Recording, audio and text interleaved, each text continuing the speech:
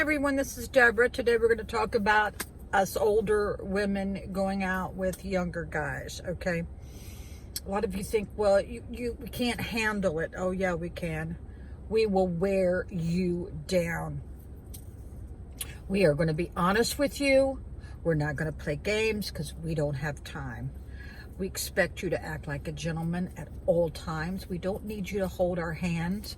We are grown-ass women, and we don't like to be bothered with a bunch of phone calls. We'll call you if we need something, which I highly doubt if that's going to happen too often. But yeah, we are willing to try anything in the bedroom within reason. And yeah, you will be left gasping for air. We will wear you out, okay? Now, we also know our physical limitations, and we will tell you up front what they are. And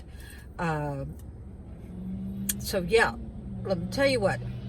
Most women don't get their second burst of sexual energy until they are in their late 40s and 50s and 60s. So don't think we've lost the urge, or we're not interested anymore. Because if you're with a woman like that, you need to change it up, because there are so many elderly women out there who still have that joy of life. And yeah, we don't have time for nonsense. No nonsense. And what else?